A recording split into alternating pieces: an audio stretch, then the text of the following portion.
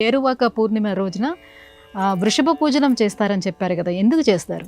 వృషభము అంటే ఎద్దు అని మనందరికీ తెలుసు. వృషభము అనే దానికి ఇంకొక అర్థం ఏంటంటే ధర్మము అని అర్థం. కాబట్టి ఈ గోవు, ఈ ఎద్దు ఏదైతే ఉన్నాయో అవన్నీ కూడా ధర్మానికి ప్రతినిధులు.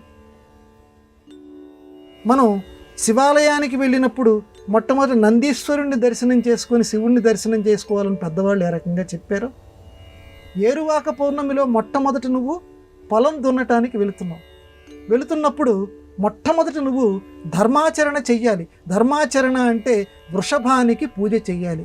అంటే ఆ ఎద్దుని నువ్వు గౌరవించాలి. ఎద్దుని గౌరవిస్తే అది నీకు సహకారం చేస్తుంది. అందువల్ల వృషభ పూజనము అంటారు. ఎద్దుకి పూజ చెయ్యాలి. భౌతికంగా తనని ఎవరైతే పూజ చేశారో వాళ్ళని ఆ యజమాని ఎడల చాలా ప్రేమగా ఉంటుంది.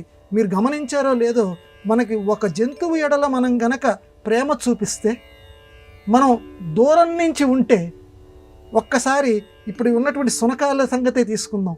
మనం దూరంగా నిలబడితే ఒక్కసారి ఎంత దూరంలో ఉన్నా సరే తోక ఊపుకుంటే ఎంత దగ్గరగా పరుగున వస్తాయండి. ఏమిటా సంబంధం? వాటి ఎడల మనం ప్రేమ చూపిస్తున్నాం, ఆ ప్రేమని తిరిగి అవి మనకి సమర్పిస్తున్నాయి. ఆ రకంగానే ఎద్దు ఎడల మనం ప్రేమ గౌరవం చూపించామనుకోండి, ఆ ఏరువాక పౌర్ణమి నాడు చక్కగా అవి కూడా మన రైతన్న, మా యజమాని పొలం ఇది, నాలో ఎంత శక్తి ఉందో అంత శక్తి మేరకు నేను కష్టపడతాను. అందుకనే ఇప్పుడు గుర్తింపు అని మనం ఇప్పుడు ఈ రోజుల ఆధునిక పరిభాష అంటున్నాం చూడండి. ఎద్దులు కూడా అవే కోరుకుంటాయి, ఆవులు కూడా అవే కోరుకుంటాయి. నన్ను గుర్తించాడు, నన్ను పూజించాడు, వీడికి నేను సహాయం చేస్తాను. అందువల్ల మన సంస్కృతిలో వృషభ పూజనము అని పెట్టారు. అందువల్ల ప్రతి వాళ్ళు కూడా ఈ ఏరువాక పౌర్ణమి నాడు వృషభ పూజనం చేసేవారు. అంటే ఇంకొక అంతరార్థం, భౌతికార్థం అని చెప్పాను, అంతరార్థం ఏంటంటే ధర్మాన్ని ఆచరించేవారు. ఎందుకంటే ధర్మం అనేది, సంస్కృతి అనేది మనం ఆచరిస్తే మన తర్వాత తరం కూడా ఆచరిస్తుంది. మనం ఎద్దుని గౌరవిస్తే, ఎద్దుని పూజ చేస్తే తర్వాత వచ్చేటువంటి రైతు బిడ్డ కూడా మళ్ళీ ఎద్దుని పూజ చేస్తాడు.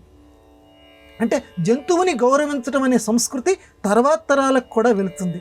ఈ సంస్కృతిని అలవాటు చేయటానికి పూర్వకాలంలో ఈ వృషభ పూజనం అని పెట్టారు. ఒకటేమో ధర్మాన్ని ఆచరించడం అనే అంతరార్థం, ఒకటి పైకేమో పరస్పరం ఆత్మీయతను ప్రదర్శించుకోవటం ఒకటి.